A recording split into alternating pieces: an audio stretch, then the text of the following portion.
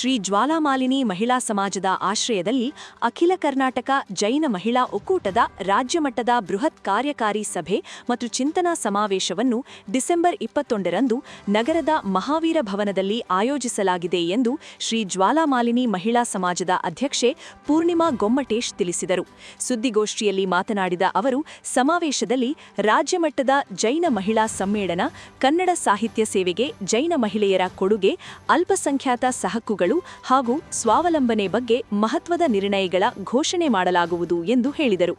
ರಾಜ್ಯದ ವಿವಿಧ ಜಿಲ್ಲೆಗಳಿಂದ ಆಗಮಿಸಲಿರುವ ಮಹಿಳಾ ಪ್ರತಿನಿಧಿಗಳ ಸಮ್ಮುಖದಲ್ಲಿ ಸಮಾಜದ ಮತ್ತು ನಾಡಿನ ಹಿತದೃಷ್ಟಿಯಿಂದ ಕನ್ನಡ ಸಾರಸತ್ವ ಲೋಕಕ್ಕೆ ಜೈನ ಮಹಿಳೆಯರ ಸಮರ್ಪಣೆ, ಅಲ್ಪಸಂಖ್ಯಾತ ಹಕ್ಕುಗಳು ಮತ್ತು ಕೇಂದ್ರ ಸರ್ಕಾರದ ಯೋಜನೆಗಳ ಸದುಪಯೋಗ, ಪರಿಸರ ಕಾಳಜಿ ಮತ್ತು ಸ್ವಾವಲಂಬನೆ, ಕಸದಿಂದ ರಸ ಕಾರ್ಯಾಗಾರದ ವಿಷಯಗಳ ಬಗ್ಗೆ ಜನರಿಗೆ ಅರಿವು ಮೂಡಿಸಲು ಚರ್ಚೆ ಮಾಡಲಾಗುವುದು ಎಂದರು. ಕಾರ್ಯಕ್ರಮದಲ್ಲಿ ಹಿರಿಯ ಸಾಹಿತಿ ಡಾ.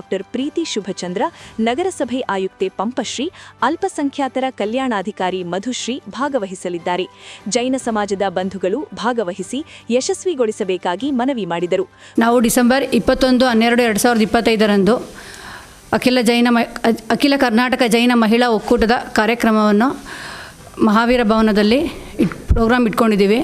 ಇದರ ಉದ್ದೇಶ ಏನಂತಂದರೆ, ಈ ಎಲ್ಲ ಜಿಲ್ಲೆಗಳಲ್ಲಿ, ನಮ್ಮ ಕರ್ನಾಟಕ ರಾಜ್ಯದಲ್ಲಿರೋ ಎಲ್ಲ ಜಿಲ್ಲೆಗಳ ಎಲ್ಲ ಮಹಿಳೆಯರು ಬಂದು ಈ ಕಾರ್ಯಕ್ರಮದಲ್ಲಿ ಭಾಗವಹಿಸ್ತಾರೆ.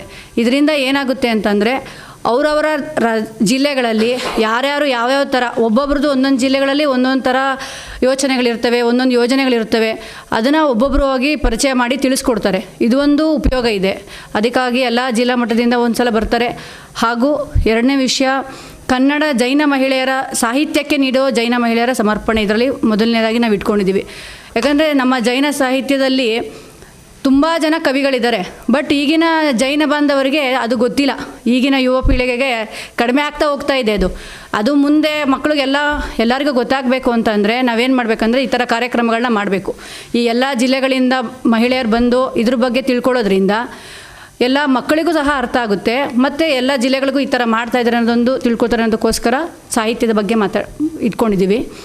ಅದೇ ರೀತಿ ಅಲ್ಪಸಂಖ್ಯಾತ ಹಕ್ಕುಗಳ ಬಗ್ಗೆ ಈಗ ನಮ್ಮ ಜೈನ ಬಾಂಧವರಲ್ಲಿ ಅಲ್ಪಸಂಖ್ಯಾತರಿಂದ ಬರೋ ಯೋಜನೆಗಳನ್ನ ಯಾರೂ ಸಹ ಸರಿಯಾಗಿ ಉಪಯೋಗ ಮಾಡ್ಕೋತಾ ಇಲ್ಲ. ಒಂದು ಸ್ಕಾಲರ್ಶಿಪ್ಪೇ ಆಗ್ಬೋದು, ಅಥವಾ ಅದರಿಂದ ಬರೋ ಸ್ವಸಹಾಯ ಗುಂಪುಗಳಿಂದ ಬರುವ ಸಾಲ ವಿತರಣೆಗಳೇ ಇರಬಹುದು. ಯಾವುದೇ ರೀತಿಯಾದ ಯೋಜನೆಗಳನ್ನು ಸಹ ನಮ್ಮ ಜೈನ ಬಾಂಧವರುಗಳು ಬಳಸ್ಕೋತಾ ಇಲ್ಲ. ಇದ್ರ ಬಗ್ಗೆ ಅರಿವು ಮೂಡಿಸಲಿಕ್ಕೋಸ್ಕರ ನಮ್ಮ ಅನಂತನಾಥ ಸ್ವಾಮಿ ದಿಗಂಬರ ಜೈನ ಸಮಾಜದಲ್ಲೇ ನಮ್ಮ ಉಪಾಧ್ಯಕ್ಷರಾಗಿರುವ ವಿನಯ್ ಕುಮಾರ್ ಜೈನ್ ಅವರು ಇದರಲ್ಲಿ ಅಲ್ಪಸಂಖ್ಯಾತರ ವಿಭಾಗದಲ್ಲಿ ನಿರ್ವಹಣೆ ಮಾಡ್ತಾ ಇದ್ದಾರೆ. ಇದ್ರ ಬಗ್ಗೆ ಆ ಯೋಜನೆ ಬಗ್ಗೆ ನಿರ್ವಹಣೆ ಮಾಡ್ತಾ ಇದ್ದಾರೆ. ಅವರು ಎಲ್ಲರಿಗೂ ತಿಳಿಸ್ಕೊಡ್ತಾ ಇದ್ದಾರೆ. ಇದ್ರ ಬಗ್ಗೆ ಅಲ್ಪಸಂಖ್ಯಾತರ ಬಗ್ಗೆ ನಮ್ಮ ಜೈನ ಇದರಲ್ಲಿ ಚನ್ನರಾಯಪಟ್ಟಣದಲ್ಲಿ ಯಶೋಧ ಜೈನ್ ಅವರು ಸಹ ಬಂದು ಇದ್ರ ಬಗ್ಗೆ ತಿಳಿಸ್ಕೊಡ್ತಾ ಇದ್ದಾರೆ.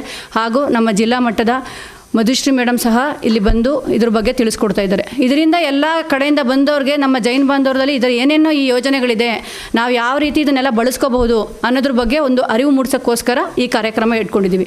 ಗೋಷ್ಠಿಯಲ್ಲಿ ಉಪಾಧ್ಯಕ್ಷೆ ಅನುಷಾ ಮಹಾವೀರ್, ಕಾರ್ಯದರ್ಶಿ ಕುಸುಮ ಶಯನ್, ಖಜಾಂಚಿ ರಂಜಿತಾ ಪ್ರಸಾದ್, ಸಂಘಟನಾ ಕಾರ್ಯದರ್ಶಿ KS ರತ್ನ ಇದ್ದರು.